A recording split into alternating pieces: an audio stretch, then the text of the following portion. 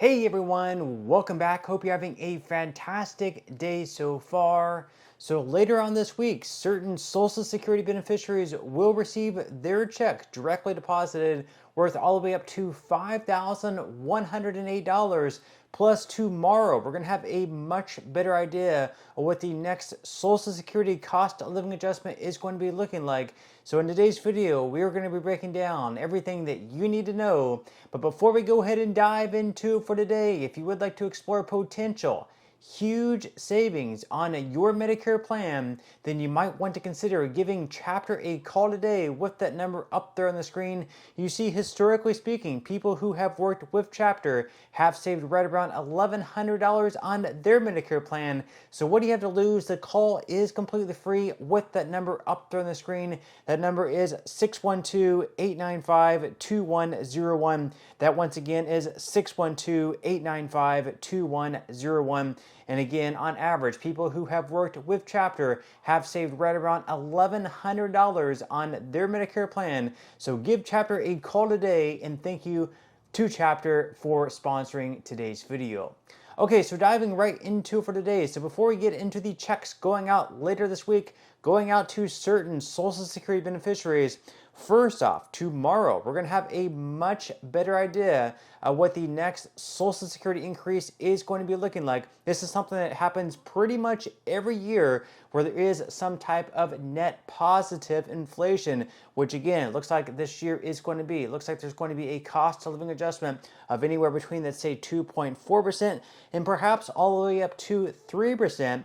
And again, tomorrow we're going to have a much better idea of what that number is going to be. Of course, we're not going to know for sure until the middle of October. That's when we're going to know the final third quarter inflation metric for the CPIW to be able to compare to last year's third quarter CPIW average, and whatever that increases by is what the cost of living adjustment is going to be. And of course, those are going to start increasing in January for most Social Security beneficiaries. And of course, if you receive SSI, you're going to receive your increase a little bit earlier on December 31st because January 1st is a holiday.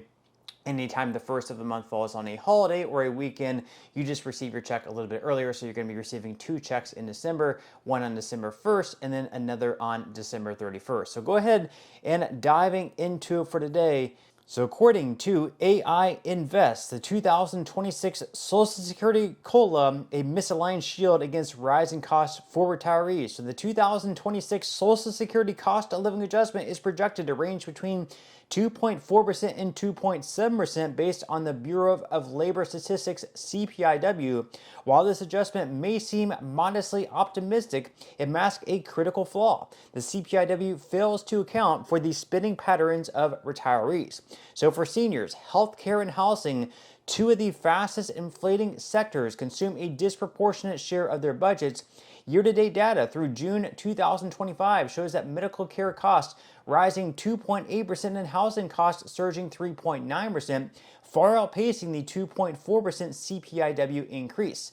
This disconnect means the 2026 COLA, even if it reaches the upper end of projections, will likely fall short of offsetting the real-world inflation retirees face. Now, the stakes are particularly dire for low-income seniors. The 2025 Medicare Trustees Report forecasts a 11.6% jump in Part B premiums from $185 to $206.50 per month.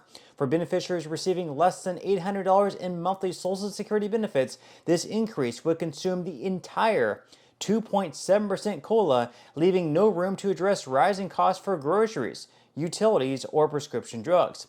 The Senior Citizens League estimates that 13% of retirees live on less than $1,000 per month after taxes and deductions, underscoring the fragility of their financial position. So again, with the Medicare Part B premium right now projected to rise by right around $21.50 per month next year in 2026, even if there is a pretty good cost of living adjustment, let's say that it's even 3%, that inflation goes up even more than expected, that's going to wipe out the $21.50 more in your Medicare Part B premium is unfortunately going to wipe out a good portion of your cost of living adjustment. Even right now, they're projecting on average it's going to be right around a $50 per month increase for someone earning, let's say, $2,000 per month, which is the average Social Security retirement benefit handed out this year in 2025, that's going to wipe out nearly half of your increase. So even though we've seen, prices increase at the grocery store, prices increase pretty much across the board on almost everything, because the Medicare Part B premium is rising by over 11% in 2026, that's going to wipe out, a lot of the increase that you're going to receive. Now you can see up on the screen here, this is the schedule of releases for the Consumer Price Index. So again, tomorrow on August 12th at 8:30 a.m., we are going to know what the CPIW inflation metric is for July of 2025. Now, why is that important? Again, to calculate the cost of living adjustments, what they do is they take the third quarter, which is July, August, and September. They take the average of those 3 months this year and they compare it to the third quarter averages, again, July, August, and September of last year, and whatever that has increased by is what the cost of living adjustment is going to be. Now you can also see up on the screen here are a bunch of numbers. You're probably wondering what these are. These are the readings for the CPIW. So you can see that I have highlighted 308.501, 308.640, and 309.046. Those are the third quarter CPIW readings for last year, 2024.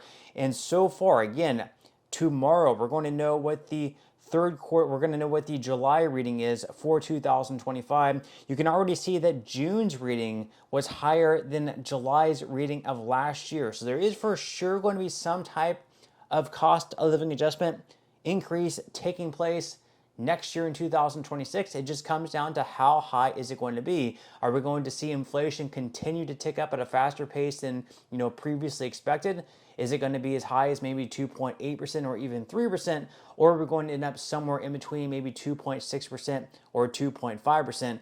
We will have to wait and see. But again, later this week, we also have certain beneficiaries of Social Security receiving their first check this month in July. So we're going to be breaking down who can expect to receive these checks worth all the way up to $5,108 according to Newsweek. So the timing of retirement, spousal, and survivor benefit payments depends on a recipient's birth date and how long they've been on the program.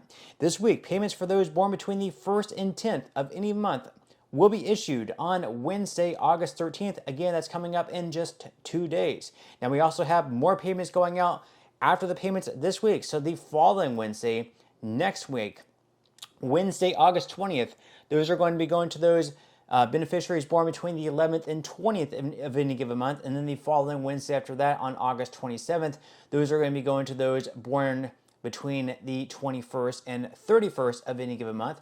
And then if you receive SSI, we have payments going out on Friday, August 29th. So this payment would usually come at the first of the month for September.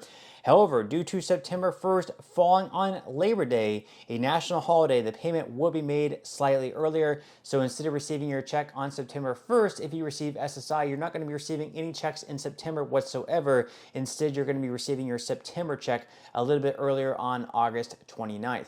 Now, of course, there are different, expectations as far as payments go. So if you retire early at the age of 62, the max check you can receive is $2,831.